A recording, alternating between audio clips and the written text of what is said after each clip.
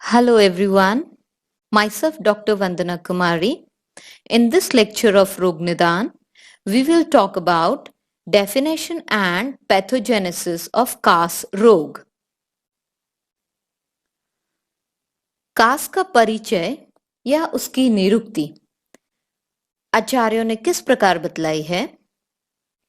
भिन्न कांस्य पात्रवत हत स्वन कास इति प्रदिष्टः, यानी कि यदि हम किसी कांस्य के बर्तन को भिन्न कांस्य पात्र यानी कि टूटे हुए कांस्य के पात्र को यदि हम बजाते हैं, मारकर बजाते हैं, तब उसमें से जो आवाज निकलती है, उसी प्रकार जब मनुष्य के मुख से ऐसी आवाज निकलने लगे, तब ऐसी स्थिति को हम कास कहते हैं.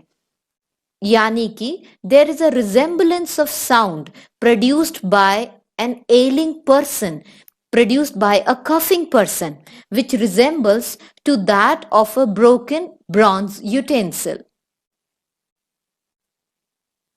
कसति सिरः कंठ ऊर्ध्वं गच्छति वायुर इति कासः.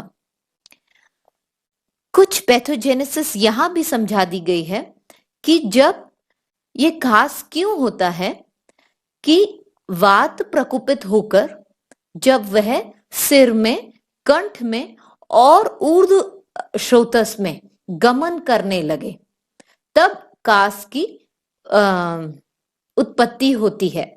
तो यही इसका परिचय है और इसकी निरुक्ति भी एक और एंड ऑफ द श्लोक में बताई गई है कि कसनात कासह, कि कस कस की आवाज जब आने लगे इस वायु की, इस वात के कुपित होने से और इसके ऊर्ध्व गमन करने के कारण जब कस कस की आवाज आने लगे, तब इसे कास कहा जाता है. As we all know that cough is a reflex action to any obstruction in our respiratory tract. That could be the phlegm, that obstruction could be the any other irritant in our respiratory tract. Coughing can appear independently or as a symptom of any underlying respiratory disorder. Why it is termed as cas? Because the coughing sound resemble with the sound produced on beating a broken bronze utensil. Therefore, it is called cas.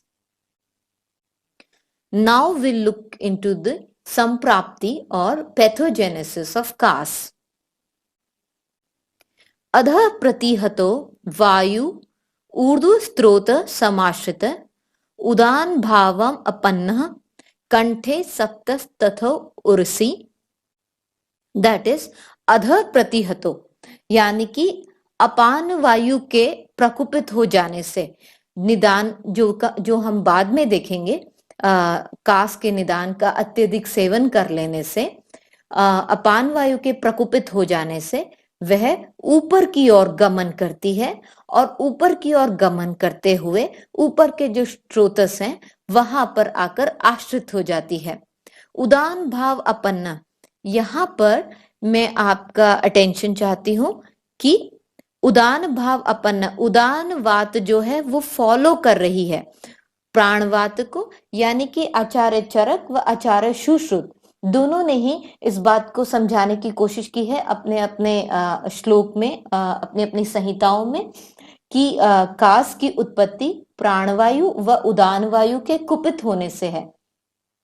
तो उदान वायु यहाँ पर कहा गया कि उदान वायु जो है वो अनुसरण करती है और कंठ में और सिर में, उरह स्थान में जाकर कुपित हुई उदान वायु जो है वो गमन कर रही है. आविश्य शिरस ख आनी सर्वाणी प्रतिपूर्यन आबंजन अक्षिपन देहम हनुमन्ने तथा अक्षिणी.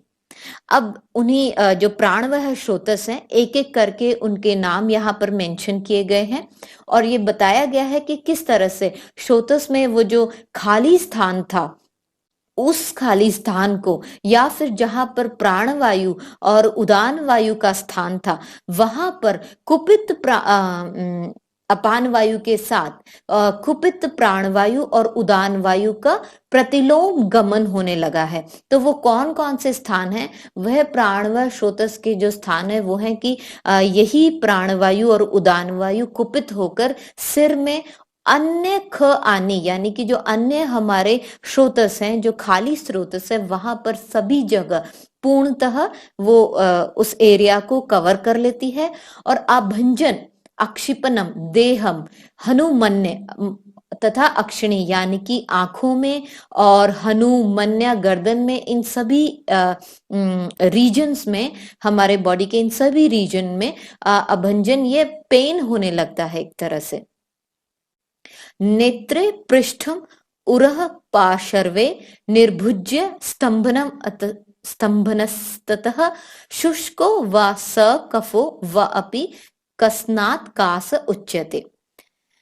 और भी एरियाज को इन्होंने बताया है कि किस तरह से नेत्र में पृष्ठ यानी कि हमारे पीठ में, पार्श्वे यानी फ्लैंक्स में, छाती में, उरह स्थान में यहाँ पे पेन होने लगता है और स्तब्धता हो जाती है, जकड़ाहट होती है।